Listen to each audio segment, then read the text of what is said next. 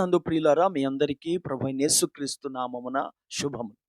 నిన్నటి వీడియోలో సంఖ్యాకాండము 19వ అధ్యాయము 15వ వచనమును చదువుకొని అపవిత్రత మన హృదయములలోనికి ప్రవేశించే 3 ద్వారములను గురించి ధ్యానం చేశాం.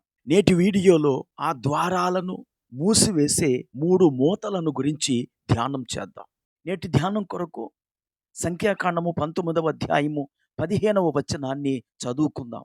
మూత వేయబడక తెరిచి ఉన్న ప్రతి పాత్రయు అపవిత్రమగును.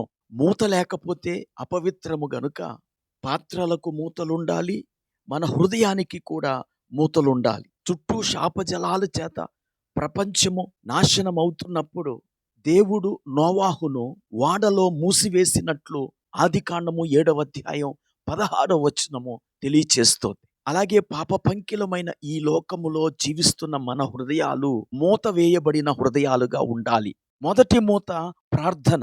మత్తయి రాసిన సువార్త 26వ అధ్యాయము 41వ వచనంలో, మీరు శోధనలో ప్రవేశించకుండునట్లు మెలకువగా ఉండి ప్రార్థన చేయుడి అని యేసు ప్రభువారు తన శిష్యులను హెచ్చరించాడు. అనగా మనము ప్రార్థన చేసినప్పుడు శోధనలో ప్రవేశించము గనుక శోధన మన జీవితంలోనికి రాకుండా ఉండాలంటే ప్రార్థన అనే మూత మనకు అవసరం. రెండవ మూత దేవుని వాక్యము. 119వ కీర్తన 11వ చరణంలో, నీ ఎదుట నేను పాపము చేయకుండానట్టు నా హృదయములో నీ వాక్యము ఉంచుకొని ఉన్నాను అని దావీదు చెబుతున్నాడు. గనుక దేవుని వాక్యము మన హృదయములకు మూత వంటిది. దేవుని యొక్క వాక్యమును విని ఆ వాక్యమును మన హృదయములో ఉంచుకొనినప్పుడు మనము పాపము చేయకుండా ఉంటాం. యేసు ప్రభువారు తన చుట్టూ ఉన్న శాస్త్రులు పరిసయ్యులతో ఇలా అంటాడు, అయినను మీలో నా వాక్యమునకు చోటు లేదు గనుక నన్ను చంప వెదుకుచున్నారు.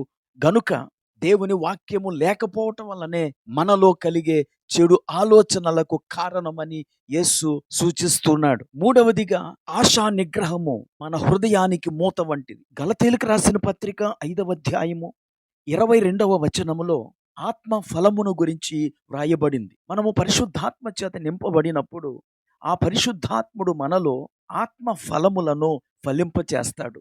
ఆ ఆత్మ ఫలములలో ఒకటి ఆశా నిగ్రహం. ఈ ఆశా నిగ్రహము మన హృదయమునకు మూతగా పనిచేసి మనము పాపాన్ని ఆశించకుండా నియంత్రిస్తుంది. ఈ ఆశా నిగ్రహము కలిగి ఉన్నవారు చూచిన దాన్ని కోరుకోరు, వినిన దానిని ఆశించరు. ఆశా నిగ్రహము కలిగి ఉంటారు. వారు పడిపోకుండా నిలవబడగలరు. ఈ మాటలు వింటూ నా ప్రియ స్నేహితుడా, సోదరి, నీ ఆధ్యాత్మిక జీవితానికి మూత ఉన్నదా?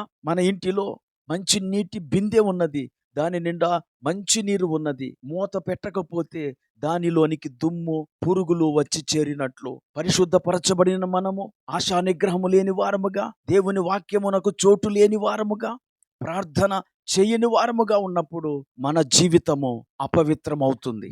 ఈ మాటలు వింటున్న నా ప్రియ స్నేహితుడా, సోదరి, ఈ రోజు నుంచి నీ జీవితానికి మూత వేసుకొనుము. ప్రభు కొరకు మహిమకరంగా జీవించుము. ప్రార్థన చేసుకుందాం. కృపా కనికరం కలిగిన మా తండ్రి, నీకు వందనాలు. మీరు మాకిచ్చిన పరిశుద్ధతను, యథార్థతను కాపాడుకొని మూత కలవారమై నీ నామమునకు మహిమకరంగా బ్రతుకు భాగ్యమును మా వీక్షకులందరికీ అనుగ్రహించమని యేసుక్రీస్తు నామమున ప్రార్థించి వేడుకుంటున్నాము. ఆమేన్.